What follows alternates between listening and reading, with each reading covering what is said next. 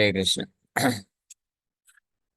तो आप सभी भक्तों का हार्दिक स्वागत है आज के श्रीमद् भागवतम के डिस्कशन में। तो आज हम लोग चर्चा कर रहे हैं Shrimad Bhagavatam first canto chapter 5। Narad मुनि द्वारा व्यास देव जी को श्रीमद् भागवतम की रचना करने का उपदेश देना। और इसके श्लोक संख्या 13 नंबर तक हम लोग चर्चा कर लिए थे।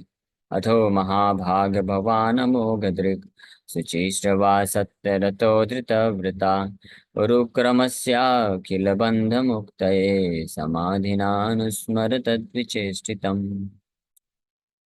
इस श्लोक में नारद मुनि वर्णन कर रहे हैं कि उरुक्रमस्या भगवान उरुक्रम कृष्ण ये विचेष्टितम।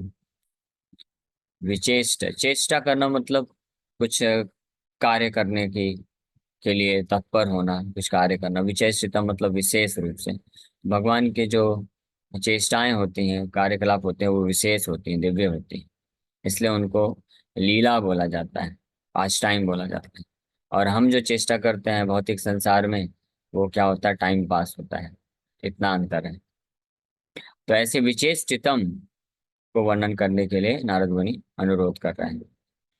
अब आगे वर्णन कर रहे हैं।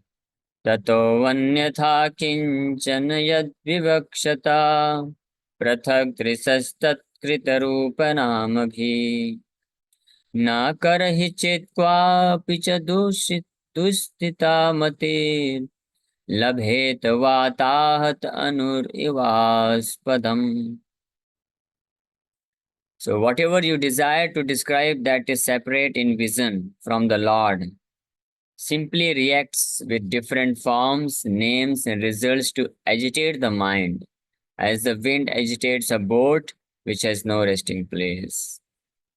कितना बढ़िया उदाहरण दे रहे हैं नारद मुनि।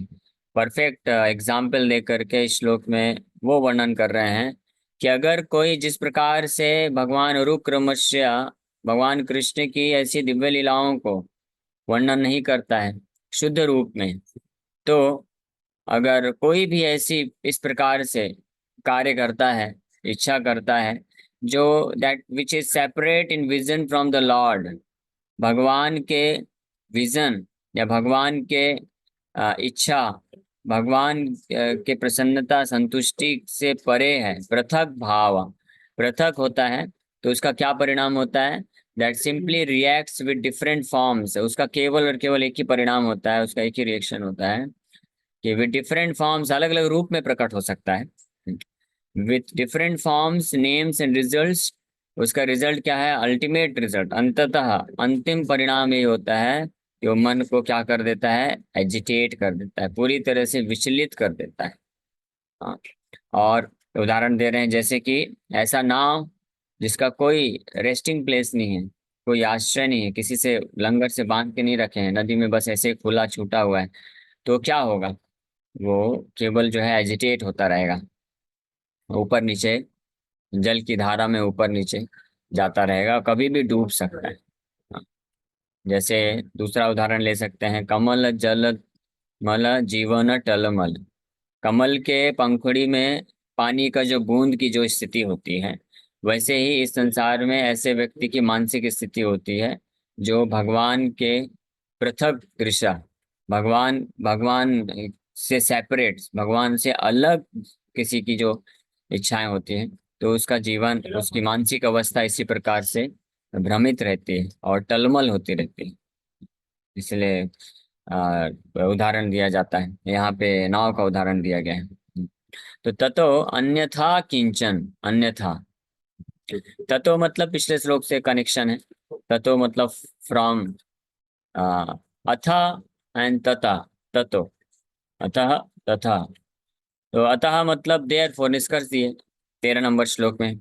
जो नारद मुनि पिछले 5 श्लोकों में महिमा वर्णन कर रहे थे, बता रहे थे भगवान के विशुद्ध गुणगान का, यशोगान का, तो उसके पश्चात फाइनल निष्कर्ष देने के लिए बोले अथः, अथ महाभाग भवान अमोदृक् उरुमस्या उरुक्रमस्या अखिल बंध मुक्त तद विचेष्टितम।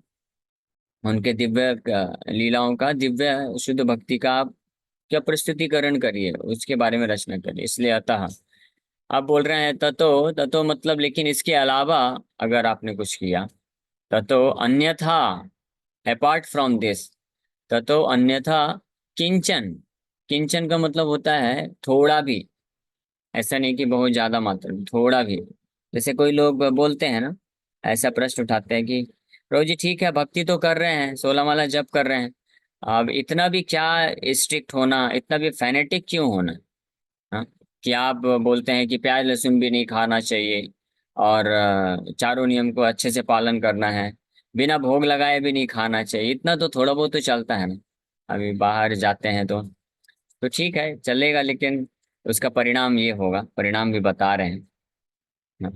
तो चलने को तो बहुत कुछ चल जाता है इस संसार में। कई लोग अपने मन से कई बहुत सारी चीजें करते ही हैं। कई लोग अलग अलग प्रकार के खाद्य पदार्थ खाते हैं, अपने अपने ही हिसाब से जीवन यापन करते हैं, मन के हिसाब से ही। तो हम जितनी मात्रा में, और ये एक कोई जस्ट जो 0-1 का केस नहीं होता है। जो जितनी मात्रा में अपने मन के अनुसार कार्य करता है, वो उतनी मात्रा में उसका मन उसको विचलित कर देता है। और जो जितना भगवान के अनुसार कार्य करता है, तो उतना ही वो जो है वो सही मार्ग में, भक्ति मार्ग में स्थित होकर के उसका मानसिक संतुलन भी बना रहेगा, और वो भक्ति में आगे बढ़ने के लिए और प्रेरणा प्राप्त करेगा। ये रिजल्ट है, ये परिणाम है, हम चेक कर सकते हैं।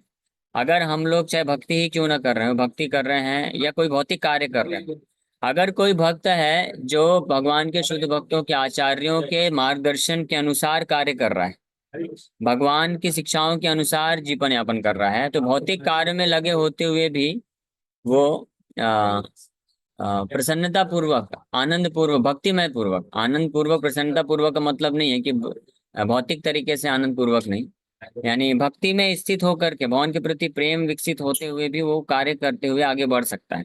ऐसे गृहस्थ भक्त भी हो सकते हैं जो अगर अपना जीवन में कार्य इस प्रकार से कर रहे हैं, जो भगवान कृष्ण और महान आचार्यों के द्वारा जो शिक्षाएं हैं, उनके जो उपदेश हैं, यानी उनके द्वारा बताए हुए जो लक्ष्य है उसको केंद्र बनाते हुए, यानी कृष्ण की शुद्ध भक्ति, उसको अपने जीवन का लक्ष्य का केंद्र बिंदु बनाते हुए, गोल ऑफ लाइफ, जीवन का उद्देश्य बनाते हुए जब कार्य करते हैं, तो हालांकि भौतिक कार्य करना पड़ता है भौतिक संसार में रहने के लिए, तो भी उनका मन विचलित नहीं होता है, वो जो है स्थित रह पाते हैं भगवान के भक्ति मार्ग में, और उत्साहपूर्वक और बढ़ते जाते हैं।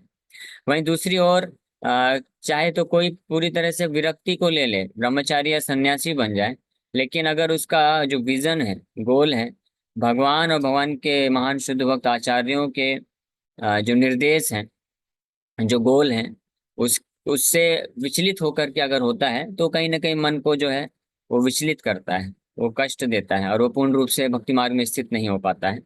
तो ये केस टू केस डिपेंड करता है। कोई 50% भगवान को पालन करता है तो 50%, 50% उसका मन स्थिर रहेगा, 50% जो है टलमल करता रहेगा।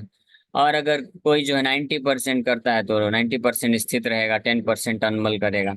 और अगर कोई 100%, एक एक every moment, every thought, every action, every word जो है भगवान के अनुसार, भगवान से अलाइन हो करके, भगवान से एकात्म हो करके कार्य करता है, तो वो पूरी तरह से उसका मन जो है संतुलित रहता है, वो विचलित नहीं होता है।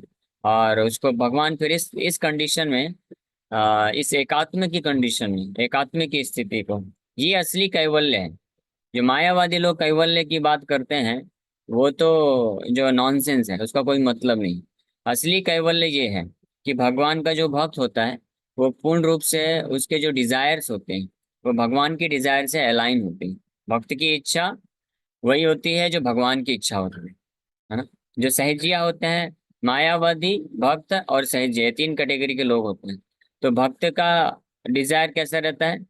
उसका डिजायर भगवान की डिजायर से अलाइन होता है, भगवान की जो इच्छा होती है उसी की, वो भक्त की इच्छा होती है, तो इसलिए भगवान से अपने आप को अलाइन करके वो कार्य करता है, तो उसका मन पूरी तरह से स्थित रहता है, और वो संतुष्ट होता है, क्योंकि भगवान संतुष्ट होते हैं, भगवान प्रसन्न हो जाते हैं। और जो सहजिया होते हैं, उनका विपरीत होता है, इसका 180 डिग्री होता है। वो लोग सोचते हैं कि हमारी जो इच्छा है वो भगवान की इच्छा होनी चाहिए, यानी हमारी इच्छा से भगवान अलाइन करना चाहिए, हमारी, हमारे प्रसन्न होने से भगवान प्रसन्न होंगे, इस प्रकार की उनकी विचारधारा होती है। वो सोचते हैं कि हम भक्त हैं तो भगवान प्रसन्न होंगे जब हम प्रसन्न होंगे, हम दुखी होंगे तो भगवान दुखी होंगे। लेकिन भक्त जो वास्तविक भक्त होता है वो इस प्रकार की उसका स्थिति नहीं होता है। वो जानता है कि भगवान के प्रसन्न होने से मैं प्रसन्न होऊंगा, भगवान को संतुष्ट करने से मैं प्रसन्न या संतुष्ट हो पाऊंगा, इसलिए वो प्रयास करता है। अपने आप को, अपने सुख और दुख की परवाह नहीं करता है वो भगवान को क्या प्रसन्न करेगा उसके ऊपर कार्य करता है ना। जैसे कई लोग ये प्रश्न पूछते हैं कि एकादशी का व्रत पालन करने से क्या भगवान खुश होंगे? हम एकादशी के दिन अनाज नहीं खाएंगे, अपने आप को कष्ट दे रहे हैं, तो हम भक्तों का कष्ट देख करके भगवान कैसे प्रसन्न हो सकते हैं? भक्त जब प्रसन्न होंगे तब तो भगवान प्रसन्न होंगे। लेकिन भक्त का विचारधारा ये नहीं होता है। भक्त सोचता है कि अच्छा, एकादशी व्रत करने के लिए भगवान बोलते हैं और उससे उनको संतुष्टि और प्रसन्नता मिलेगी, तो मैं करूंगा, एकादशी व्रत का पालन करूंगा। हाँ, इसको बोलते हैं ब्रज का भाव। जैसे जब भगवान कृष्ण वृंदावन छोड़ के मथुरा गए, तो कोई भी ब्रजवासी जीने की अवस्था में नहीं थे। सब इतने दुखी थे, इतना कष्ट था कि इमीडिएटली वो शरीर छोड़ना चाहते थे, जीवन छोड़ना चाहते थे। लेकिन केवल और केवल इसलिए जीवन धारण करके रखे हुए थे क्योंकि उनको मालूम था कि अगर हम जीवन को त्याग देंगे, और कृष्ण ने कहा है कि मैं वापस आऊंगा, और फिर अगर कृष्ण आते हैं और हम उनको प्राप्त नहीं कर पाएंगे तो उनको दुख होगा, उनको कष्ट होगा। तो इसलिए कृष्ण को कष्ट ना हो, इसलिए वो लोग अपना जीवन धारण करके रखे थे, ये तैयार हो गए थे कि हम पूरा जीवन भर दुख में रहने के लिए तैयार हैं। लेकिन कृष्ण को कष्ट नहीं होना चाहिए, दुख नहीं मिलना चाहिए। हाँ, वैसे ही जब नारद मुनि को भेजे भगवान कृष्ण लीला कर रहे थे कि उनके सिर में दर्द कर रहा है, तो सारे वैद्य द्वारका में, सारे अलग अलग एक्सपर्ट वैद्य हैं। हाँ, तो सबको दिखाया गया, लेकिन कोई औषधि का, कोई वैद्य का, कोई भी कार्य नहीं किया। लेकिन फिर फाइनली भगवान कृष्ण बोले कि मेरे भक्तों के चरण कमलों का धूल अगर मिल जाएगा मुझे, मेरे शुद्ध विशुद्ध भक्तों का, तो फिर उससे मेरा ये सिर दर्द हेडेक दूर हो जाएगा। तो नारद मुनि को भेजे। नारद मुनि अलग अलग जगह जाते हैं, ये बहुत विस्तार से लीला है। फिर फाइनली भगवान को बोलते हैं कि आप ब्रज में जाओ, गोपियों के पास जाओ। कोई देता नहीं है, अलग अलग भक्तों के पास, प्रहलाद महाराज, पांडव और भगवान शिव, ब्रह्मा जी, सबके पास जाते हैं। भगवान बोलते हैं अरे नारद, तुम भी तो मेरे शुद्ध भक्त हो, अपना ही दे दो। बोले नहीं नहीं नहीं नहीं, ऐसा कैसे कर सकता हूँ मैं? आप तो मेरे स्वामी हैं, मैं कैसे अपने चरणों का धूल दे सकता हूँ? ये मैं सोच भी नहीं सकता। फिर भगवान बोले ठीक है ठीक है, आप जाओ ब्रज में जाओ, गोपियों से मांगो। गोपियों के पास जाते हैं नारद मुनि और बताते हैं कृष्ण का ऐसा ऐसा स्थिति है। तो गोपियाँ बहुत दुखी हो जाती हैं, चिंतित हो जाती हैं, कृष्ण को हेडेक है। तो फिर नारद मुनि सोल्यूशन बताते हैं। एक ही सोल्यूशन है कि जो बोल रहे हैं कि आपके चरणों का अगर धूल मिल जाएगा तो उसको लगाने से उनका हेडेक दूर हो जाएगा। तो गोपियाँ इमीडिएटली अपने चरणों का धूल दे दिया उन्होंने। नारद मुनि बोलते हैं अरे आप लोग क्या कर रहे हैं? आपको मालूम है इसके लिए आपको नरक में जाना पड़ेगा। वो परम ब्रह्म है, परम भगवान है, उनके चरणों का धूल ब्रह्मा जी, शिव जी भी अपने सिर में निरंतर धारण करने की इच्छा रखते हैं, डिजायर रखते हैं, और रखते हैं अपने सिर में भगवान कृष्ण के चरण कमलों का धूल। सारे इतने अनंत कोटि वैष्णव वृंद हैं, वो सब भगवान के चरण कमलों के धूल में अपने आप को स्थित करना चाहते हैं। तो आप लोग ऐसा क्यों कर रहे हैं? आपको इसके लिए नरक जाना पड़ सकता है। बोले चलेगा, हमको कोई दिक्कत नहीं है। अगर हमारे नरक में कई वर्षों तक भी दुख भोगने से कृष्ण को अगर कुछ समय के लिए भी,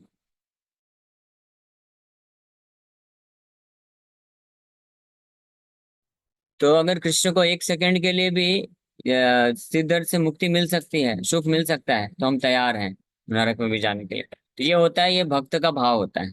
और जो सहजिया होते हैं, इसका विपरीत भाव होता है। वो सोचते हैं हमारे खुश रहने से, हमारे प्रसन्न रहने से, संतुष्ट रहने से भगवान संतुष्ट और प्रसन्न होंगे। तो ये दो अलग अलग भाव है। और जो मायावादी होते हैं उनका भाव तो बिल्कुल अलग ही रहता है। वो तो अपने डिजायर्स को ही नष्ट करके भगवान में जाकर के विलीन होकर के भगवान ही बनना चाहते हैं। हाँ? तो यहाँ पे इस श्लोक में नारद मुनि ये वर्णन कर रहे हैं, ततो अन्यथा किंचन किंचन यद विवक्षतः।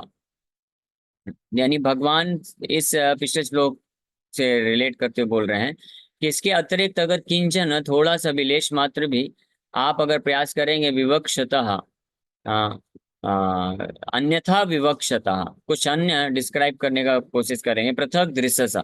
पृथक दृश्य सा ये शब्द बहुत महत्वपूर्ण है। हाँ, पृथक दृष्टि का मतलब सेपरेट विजन।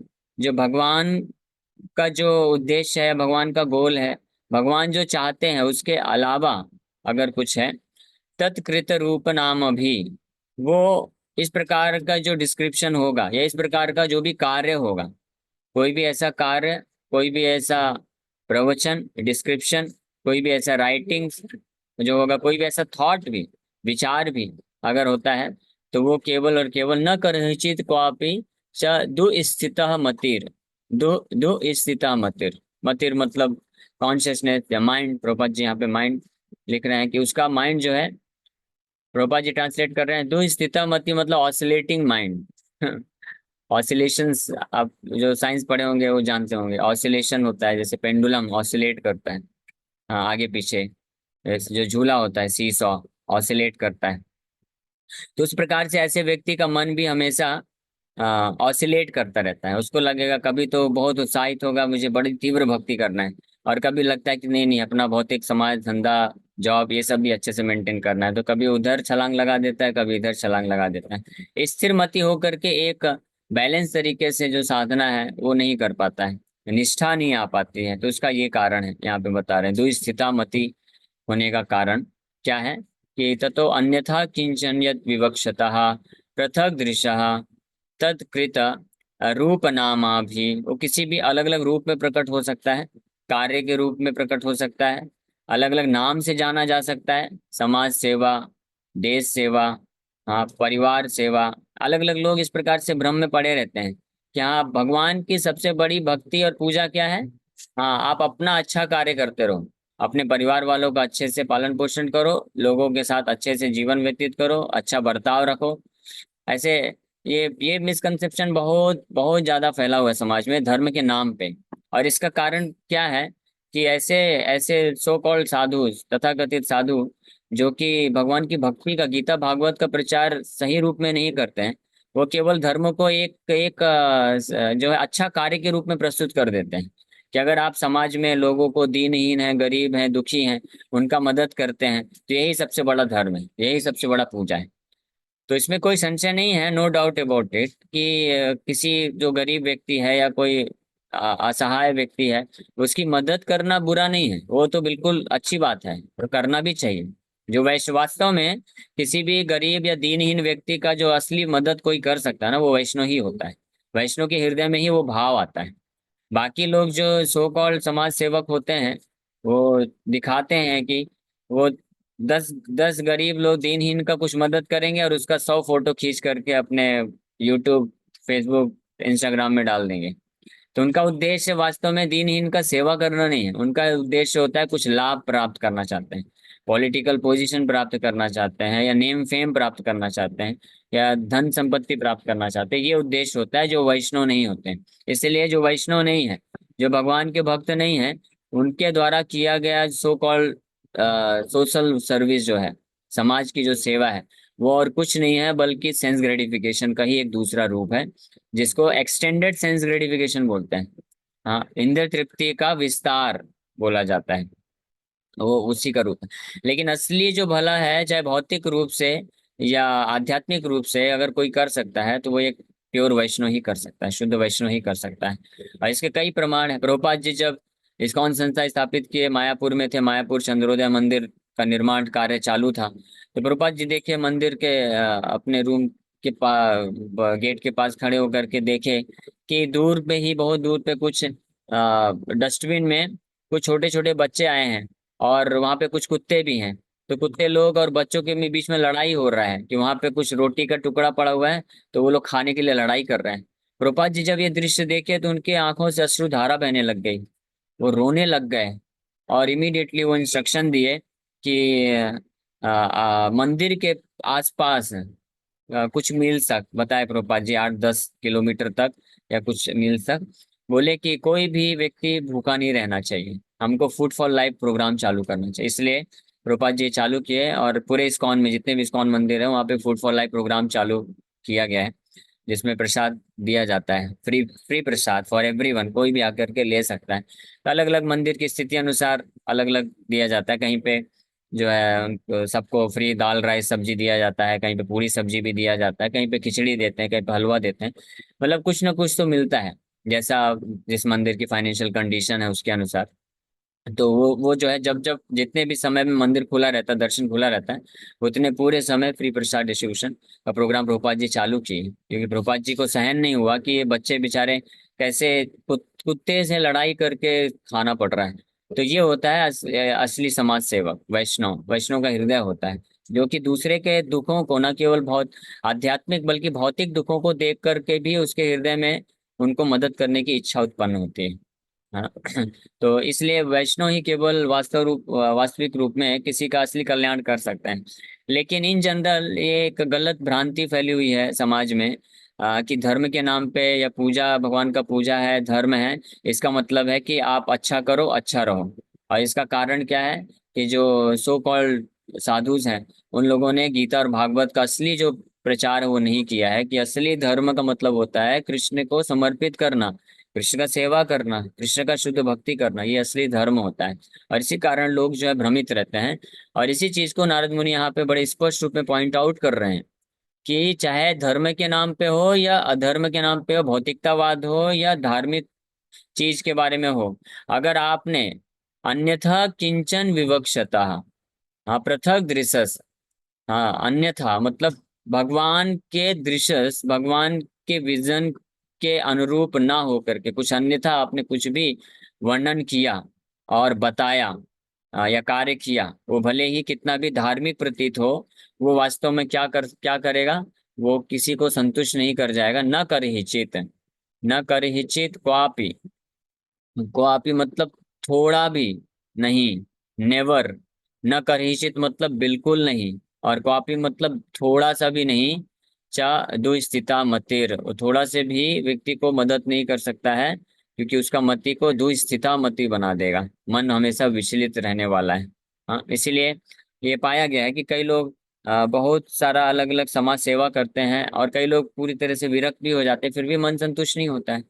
हाँ, ये भागवत में ब्रह्मा जी भी बोलते हैं, अनादृत युष्मदंग्रया, हाँ, पतंति अधा, आरुह्य कृच्छ्रेण परम पदम तथा, कि भौतिक स्तर से ऊपर उठ करके आध्यात्मिक स्तर पे जाने वाले व्यक्ति भी, सन्यासी, मायावादी सन्यासी की बात हो रही है, कि भौतिक स्तर से ऊपर उठ करके आध्यात्मिक स्तर पे पहुंच गए।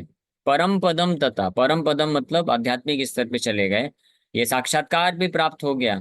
न जस्ट नॉलेज, केवल ज्ञान नहीं कि हम ये शरीर नहीं, आत्मा है, हम ब्रह्म हैं, ये केवल ब्रह्म को जाने नहीं, ब्रह्म को साक्षात्कार भी प्राप्त कर लिए।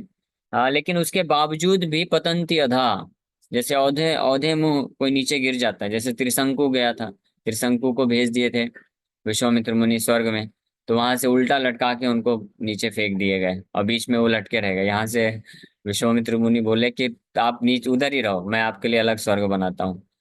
तो त्रिशंकु जैसी स्थिति हो जाती है ऐसे ऐसे लोगों का, जो लोग धर्म का आचरण करते हैं, विरक्ति हो जाते हैं, संन्यास ले लेते हैं, तपस्या करते हैं, भौतिक साधारण प्रकार की भौतिक इंद्र तृप्ति को भी त्याग देते हैं, लेकिन अनादृत युष्मद अंग्रय, ब्रह्मा जी स्पष्ट बोला, युष्मद मतलब आपके अंग्रय मतलब चरण कमलों का अनादर, जो अनादर कर देते हैं, आपके चरण कमलों की महिमा को जो स्वीकार नहीं करते हैं, आपके चरण कमलों का जो आश्रय नहीं लेते हैं, आपके भक्ति का आश्रय नहीं लेते हैं भगवान आपके। और अनादित युष्मद अंग्रय का मतलब ये भी है कि युष्मद अंग्रय आपके चरण कमलों में स्थित जो शुद्ध भक्त हैं, उनका अनादर कर देते हैं। क्योंकि भगवान के चरण कमलों का अनादर का मतलब क्या है, भगवान के भक्तों का अनादर करना। भगवान को कोई अगर डायरेक्ट ऑफेंस करता है, अनादर करता है, अपराध करता है, तो उससे उसको दुख मिलता है, और लेकिन भगवान प्रायः उसको माफ कर देते हैं, और धीरे धीरे वो फिर वापस से भक्ति में बढ़ सकता है। हाँ, तो भगवान उसको ज्यादा सीरियसली नहीं लेते हैं, क्योंकि जानते हैं भगवान मेरे ही सब बच्चे हैं, ठीक है, कुछ कारणवश मेरे प्रति द्वेष है या कुछ है, अपराध कर देते हैं, तो भगवान क्षमा कर देते हैं। लेकिन भगवान के चरण कमलों में कोई अपराध करता है तो भगवान क्षमा नहीं करते हैं। क्यों? क्योंकि चरण कमलों में भगवान के भक्त निवास करते हैं।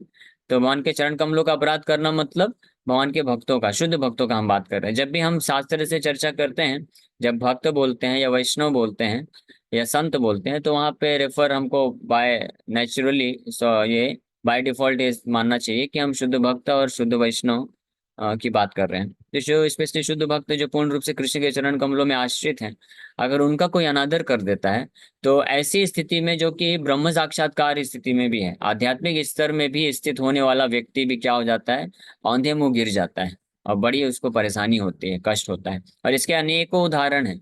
एक उदाहरण मेरे को स्मरण आ रहा है।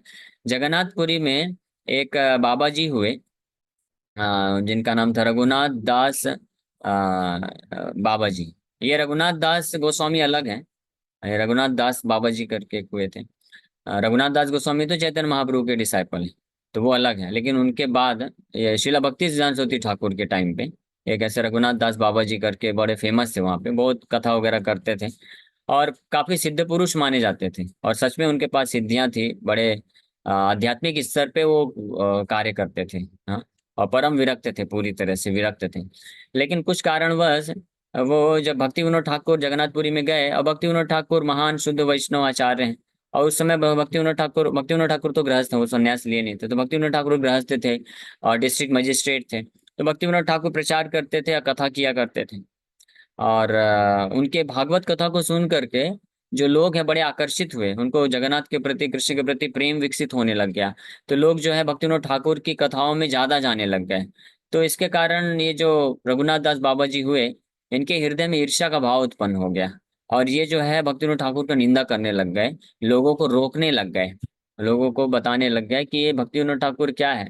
उस वक्त उनका नाम केदारनाथ दत्त था, भक्तिविनोद ठाकुर का, क्योंकि गृहस्थ थे। तो केदारनाथ दत्त वो बोलते थे कि ये तो गृहस्थ है और ये तो भौतिक जीवन जी रहा है, भौतिक जो है कार्य करता है, विषयी है। और थोड़ा सा जो है प्रवचन दे देता है और आप लोग आकर्षित हो जाते हैं और सुन के चले जाते हैं। तो इस कारण से ऐसा बोल बोल के वो कई लोगों को रोक देते थे, उनके पास जाने नहीं देते थे। लेकिन फिर भी कुछ लोग जो भक्ति विनोद ठाकुर की दिव्य स्थिति को जान गए, वो हर प्रकार से निंदा सुनने के बावजूद भी वो छोड़ते नहीं थे, वो उनके पास जाते थे, कथा सुनते थे। लेकिन भक्ति विनोद ठाकुर को पता भी चला था, लेकिन फिर भी वो कुछ बोलते नहीं थे, वो बस सहन कर लेते थे। तो ये वैष्णव का लक्षण होता है, शुद्ध वैष्णव का। पर्सनली अगर कोई किसी उनका निंदा करता है या इंसल्ट करता है, तो वो कभी माइंड नहीं करते हैं, उसको जस्ट नेग्लेक्ट कर देते हैं और अपना जो कार्य है वो कार्य करना भी नहीं बंद करते हैं। कृष्ण का सेवा है कार्य, उनका मुख्य कार्य, तो वो करते रहते हैं। तो भक्ति विनोद ठाकुर अपना कंटिन्यू किए, ठीक है जो भी है। जितने लोग आना है आएंगे, जो भी जगन्नाथ जी की इच्छा है। तो कुछ लोग आते थे। तो कुछ ही दिन में, ज्यादा समय नहीं हुआ, कुछ ही दिन में ये जो बाबा जी थे, जो बड़े सिद्ध थे, आध्यात्मिक स्तर में थे, इनका हालत खराब हो गया। इनकी मरने जैसी स्थिति हो गई। इतना शारीरिक कष्ट, इतना मानसिक कष्ट उत्पन्न हो गया कि बिल्कुल रो रहे हैं, बेड में लेटे हुए हैं, मरने जैसी स्थिति हो गई। लेकिन क्योंकि ये काफी तपस्या इन्होंने किया था और काफी जो है आध्यात्मिक स्तर पे पहुंचे हुए थे, इसलिए जगन्नाथपुरी धाम में थे, तो जगन्नाथ जी कृपा करके आए इनके सपने में और उनको बताए कि आपने एक बड़ा वैष्णव, महान वैष्णव के प्रति अपराध किया है, भक्ति विनोद ठाकुर के प्रति अपराध किया है। और इसीलिए आपका निश्चित है मृत्यु हो जाएगा कुछ दिन में, अगर आप जाके क्षमा याचना नहीं करते हैं। जगन्नाथ जी खुद सपने में आके उनको इंस्ट्रक्शन दी। तब वो उनको होश ठिकाने आया, वो बोले मैं कितना बड़ा गलती कर दिया, बाहरी रूप से बस देख करके एक शुद्ध वैष्णव के प्रति मैंने अपराध कर दिया। तो वो जाते हैं भक्ति विनोद ठाकुर के पास, क्षमा याचना करते हैं, माफी मांगते हैं। भक्ति विनोद ठाकुर नेचुरली, स्वाभाविक रूप से जो वैष्णव होते हैं परम दयालु होते हैं, उनको क्षमा कर देते हैं, फिर वापस से वो ठीक हो जाते हैं। तो ऐसे अनेकों उदाहरण हैं। अनादृत युष्मद् अंग्रह, ये जो भगवान कृष्ण के चरण कमलों में आश्रित शुद्ध भक्त होते हैं, अगर उनके प्रति कोई अनादर कर देता है या उन भगवान कृष्ण के भक्ति को अनादर कर देता है, तो वो आध्यात्मिक स्तर से भी नीचे गिर जाता है।